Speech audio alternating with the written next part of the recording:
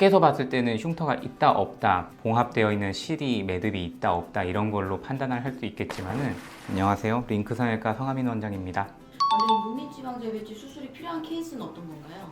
눈밑 지방 재배치 수술 같은 경우에는 눈 밑에 지방이 많이 튀어나와 있다든지, 아니면은 눈물꼬랑이 굉장히 깊다든지, 전체적으로 눈 밑에의 상황에 따라서 굉장히 피곤해 보이는 인상을 풍기고 다크서클이 심해 보이고 그러신 분들이 많이 찾아오시고 있어요.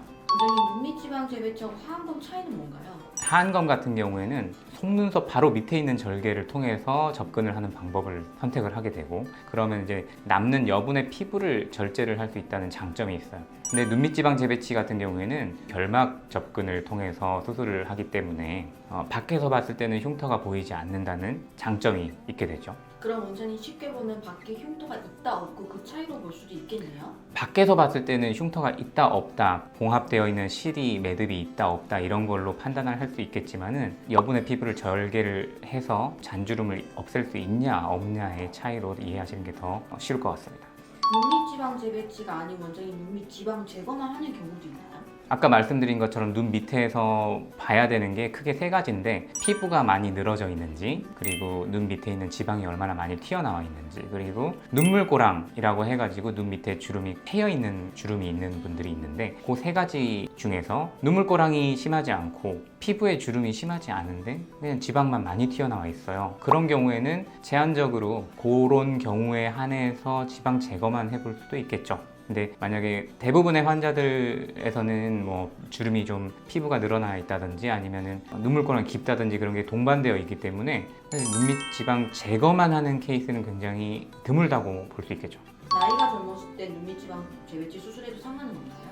보통 일반적으로 지방 재배치 수술을 하러 오시는 젊은 분들 같은 경우에는 유전이 대부분이 원인이라고 볼 수 있어요. 이런 분들을 다 이제 수술로서 모든 게 다 해결된다라고 생각하기는 쉽지 않아요. 이게 수술한다고 해서 이 피부가 색소 침착이 되어 있는 부분이 밝아지거나 그런 건 아니거든요. 이건 수술을 해가지고 지방이 튀어나와 있어서 어둡게 음영지는 부분들이 좀 밝아 보인다는 그런 정도의 변화를 주는 거지, 실제적으로 피부의 컬러가 더 톤이 높아진다든지 이런 건 아니에요. 그래서 다크서클이 있으신 젊은 분들이 많이 찾아오시는데, 그 중에서 또 선별을 해봐야겠죠. 이게 진짜로 피부 컬러 자체가 되게 다크한 경우, 그런 분들에 해당이 하는 건지, 아니면은 이 튀어나와 있는 지방에 의해서 그 밑이 좀 음영해지면서 어두워지는 차이의 그라데이션이 좀 보이는지, 그런 거를 좀 환자분을 살펴보고 그 다음에 수술 방법을 결정을 하는 게 도움이 될 것 같아요.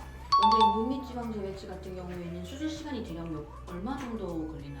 우리가 수술 시간을 아침에 만약에 환자분이 10시에 수술이 한다고 했을 때 10시에 딱 수술이 들어가지는 않아요. 환자분이 내원 시간이 10시인 거고, 이제 수술방에 들어가서 자 지금부터 수술 시작하겠습니다 했을 때부터 이제 한 30분 정도 걸린다고 생각하시면 될 것 같아요. 근데 그게 또 30분이 지나고 나서 또 환자분이 깨서 회복실에 가가지고 누워서 정신을 차리고 집에 가시는 데까지는 또 시간이 개인마다 차이가 있기 때문에, 실제적으로 수술 시간이 30분이라고 해서 환자분이 내원해서 집에 가는 데까지 걸리는 시간이 30분은 아니기 때문에, 만약에 그 이후에 약속을 잡으신 분들 같은 경우에는 충분히 좀 어느 정도 시간을 확보를 해놓고 오시는 게 좋을 것 같아요. 원장님, 눈밑 지방 재배치 수술 후에 부작용은 따로 있나요? 모든 수술에는 부작용이 다 동반이 되는데, 이 눈밑 지방 재배치 같은 경우에는 영구적인 부작용은 흔치 않은 수술인데, 일단 제일 흔히 말하는 부작용은 멍이 들 수 있다는 거, 그리고 수술한 다음 날에도 피가 섞인 눈물이 좀 나올 수 있다는 거, 붓는 거, 그런 게 제일 흔한 부작용이라고 생각하실 수 있겠고, 그 다음에 일시적으로 복시 현상이 생기는 분들도 간혹 있고, 이제 피부를 지방을 재배치해서 고정해 놓은 부분이 잘 강하게 당겨지게 되면은 고정된 부위에 피부가 좀 딤플처럼 들어가 보이는 현상도 생길 수 있겠지만, 이것도 역시 실이 녹으면서 한 2, 3주 지나면은 다시 돌아온다. 일단 기본적으로 영구적인 부작용은 보이지 않는다, 그렇게 생각하시면 될 것 같습니다. 수술 후 관리는 어떻게 하는 게 가장 좋을까요? 눈밑지방 재배치 수술 같은 경우에는 뭐 흔히 압박을 많이 세게 해야 된다든지 물이 들어가면 안 된다든지 그런 큰 주의해야 될 상황이 많지는 않아요. 다만 이제 눈 안쪽에 있는 결막 있는 부분이 완전히 다른 피부에 있는 봉합을 한 것처럼 봉합이 완벽하게 되어 있지 않기 때문에 이 부분을 통해서 피나 이런 체액들이 나올 수가 있어요. 근데 이게 그 나오는 부분들을 좀 줄이기 위해서는 머리의 위치를 항상 심장보다는 좀 높게 유지를 해주는 게 좋을 것 같아요. 잘 때도 베개를 한 두세 개 높여서 주무신다든지, 머리를 감을 때도 머리를 숙여가지고 감지 않는다든지, 무거운 걸 들지 않는다든지 그런 정도의 주의를 해주시면 되겠습니다.